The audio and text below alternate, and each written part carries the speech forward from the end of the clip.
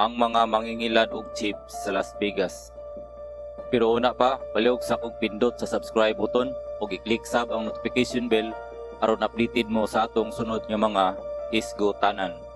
Las Vegas, Nevada.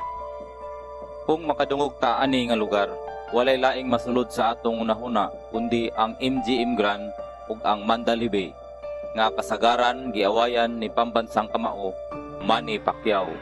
Pero ang MGM Grand ug ang Mandalay Bay duha lang sa mga daghang kasino sa Las Vegas. Tungod kay ang Las Vegas mao ang pinakadako nga lugar nga pasugalan sa tibuok kalibutan. Ug diri nagaanhi ang mga kwartahan nga mga tawo nga hilig og sugal. Pero dili lang ang mga kwartahan nga mga tawo nagaanhi diri, pati sab ang mga walay kwarta. Dili aron magsugal, kundi aron mangilad, manulis ug mangawat.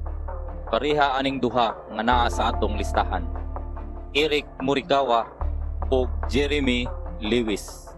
Ang istorya nagsugod niadtong 2004 sa dihang si Morikawa nga usa ka construction contractor nangita og iyang trabahante tungod kay naay daghang mga customer nga magpa-construct sa iyaha. Ug iyang nakita si Jeremy Lewis sa usa ka bilyaran ug sumala pud ni Jeremy nga nangita siya og trabaho. Ug human sa usa ka tuig sa ilang pagkuyog og trabaho niadtong 2004, ning baba ang ekonomiya sa Amerika ug tungod niini nagkaanam og kawala ang mga project ni Morikawa.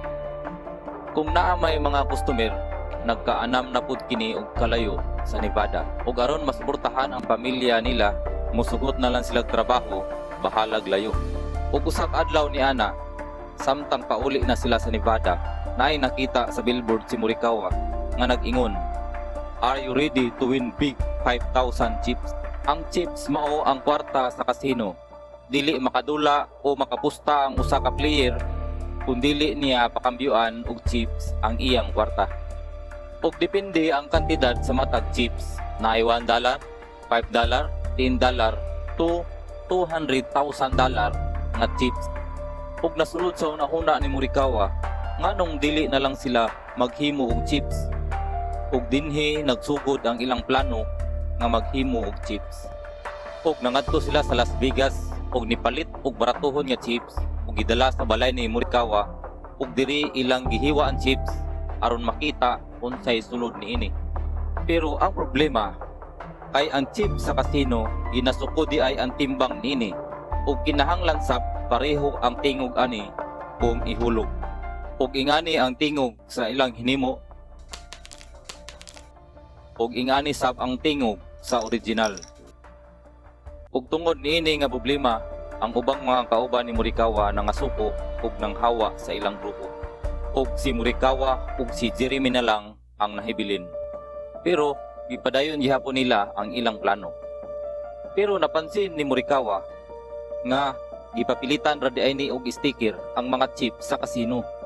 Busa na hunahunaan ni Morikawa nga nganong maghimo pa man sila og chips nga pwede ra man di nila ilisdan og sticker ang mga chips ug dili pa sila magproblema sa kabug-aton ug sa tingog niini. Ug kini may ilang gitrabaho. Ipabukalan nila ang baratuhon nga chips aron dali ra matanggal ang sticker niini. Ug nipalit sila og mahalon nga chips ug ilang gisundog ang sticker niini ug ilang gi-layout sa computer ug pati ang plastic ilang gisundog ang kolor pinaagi sa pagpintura niini. Ug pagkahuman sa pila ka adlaw, nakasundog sila og tulo ka chips nga tag $100. Ug kini ilang gipakambyuan sa Las Vegas. Samtang nagpadulong sila sa Las Vegas, walay kabutangan ang ilang kakulpa. Ilabi na sa dihang gipakambyuan na ni Jeremy ang chip. Samtang nagpaabot sa gawas sa kasino si Morikawa, wala mawala sa iyahang hunahuna nga basin gipusasan nato si Jeremy. Pero taod-taod niabot si Jeremy nga naay $300. Ug tungod niini nga wala mapansin sa mga taga-kasino ang ilang hinimo, midali sila pag-uli ug mihimo pa og mas daghan nga chip.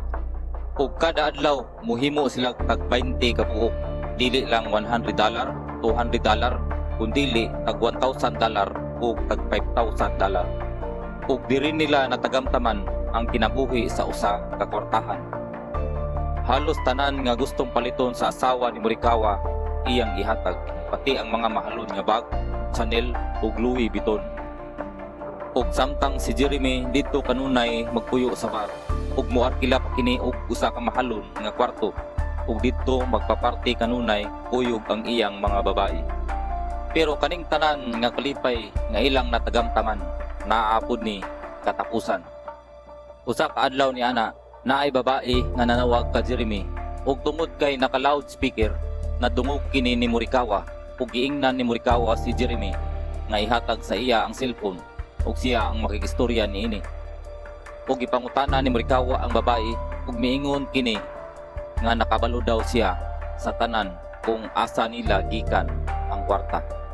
Kung dili sila mohatag og kwarta, iyaha daw silang isumbong sa pulis. Ug napugos sila og hatag sa giddiman sa babae. Ug dili lang kay kausa, kaduha, katulo, kung dili kadaghan sila gipangayuan sa babae. Ug usa ka adlaw ni ana, samtang busy sila og himo og chips, naay nanuktok sa ilaha nga nagpatik-atik nga usa sa ilang mga silingan ug miingon nga naa daw bula sa iyahang anak nga naa sa likod sa ilang balay. Ug sa dihang mutalikod na unta si Morikawa aron sa pagkuha sa bula, gitiuna na siya og pusil ug diri nasikop ang duha ug silang duha nakulong sa maximum prison jail sa Amerika. Ug diri natapos ang atong istorya. Ug ayaw kalimot og pag-subscribe hangtod sa sunod natong hisgutanan.